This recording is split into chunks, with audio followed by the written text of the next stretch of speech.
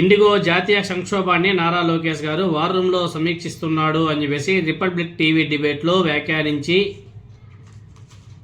ఆ TV anchor Arnab Goswami ప్రశ్నలతో అడ్డంగా బుక్ అయినటువంటి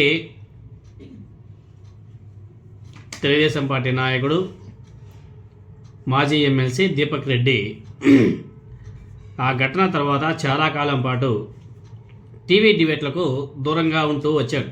ఆ రోజు నుంచి ఏ టీవీ డిబేట్లో కూడా ఆయన ఎక్కువగా పాల్గొనలేదు. అయితే తాజాగా మళ్ళీ టీవీ చర్చల్లోకి రీఎంట్రీ ఇస్తూ ఈసారి ప్రధానమంత్రి నరేంద్ర మోదీ గారి మీద కొన్ని సంచలన వ్యాఖ్యలు చేసి మరోసారి వార్తలు నిలిచిపోయాడు.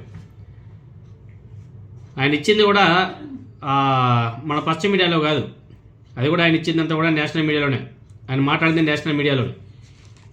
ఆయన మాట్లాడిన మాటలు ఏమంటే, లోక్సభలో భద్రతా కారణాల రీత్యా ప్రధాని మోదీ గారు హాజరు కాకపోవడం మీద ఇటీవల స్పీకర్ ఓం బిర్లా గారు చేసినటువంటి వ్యాఖ్యలు రాజకీయ దుమారం రేపిన విషయం మనకు అందరూ కూడా తెలిసిందే.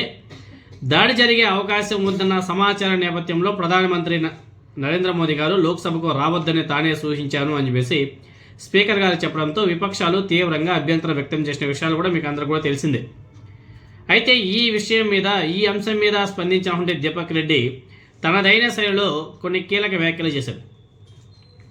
ప్రధానమంత్రి మోదీ గారిని పళ్ళతో కాంగ్రెస్ పార్టీ మహిళా ఎంపీలు కొరకాలని అనుకుంటున్నట్లు దీపక్ రెడ్డి చెప్పాడు. కాంగ్రెస్ పార్టీ మహిళా ఎంపీలు ప్రధానమంత్రి మోదీ గారిని కొరకాలని చెప్పేసి అనుకున్నారంట. అది ఆయన డిబేట్లో మాట్లాడడం జరిగింది. అందుకే లోక్సభలో ప్రధాని ప్రసంగించలేదు అని చెప్పేసి ఆ డిబేట్లో దీపక్ రెడ్డి చెప్పడం జరిగింది. ఈ తెలుగుదేశం పార్టీ నాయకుడు దీపక్ రెడ్డి చేసినటువంటి వ్యాఖ్యలు ఇప్పుడు తీవ్ర వివాదాస్పదంగా మారిపోయి, లోక్సభ సభ్యుడు కూడా కాని వ్యక్తి స్పీకర్ వ్యాఖ్యలను ఆసరాగా తీసుకొని ఈ తరహా వ్యాఖ్యలు చేయడం మీద రాజకీయ వర్గాల్లో ఒక పెద్ద చర్చ అయితే నడుస్తుంది. అదేవిధంగా బీజేపీ అగ్రనేతల మెప్పు కోసమే ఇటువంటి వ్యాఖ్యలు చేశారనే విమర్శలు కూడా గట్టిగా వినబడుతున్నాయి.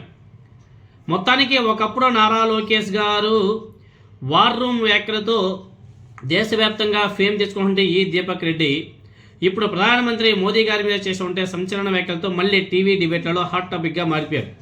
అందరూ కూడా నవ్వుకుంటున్నారు, ఎవరయ్యా ఈయన మహానుభావుడు అని చెప్పేసి. ఈవెన్ నార్త్ ఇండియాలో కూడా చాలామంది నవ్వుకుంటున్నారు. భలే వ్యక్తిని తీసుకొచ్చి పెట్టుకున్నారు టీవీ డిబేట్లలో. ఏ పార్టీకి సంబంధించిన వాడు, ఎవరు ఈయన కథ అని చెప్పేసి చాలామంది అప్పుడే మాట్లాడుకుంటున్నారు. అది దీపక్ రెడ్డి మాటల వ్యవహారం అంటే. ఆనాడు నారా లోకేష్ గారి దెబ్బతో అలా పైకి వెళ్ళాడు. ఇప్పుడు మళ్ళీ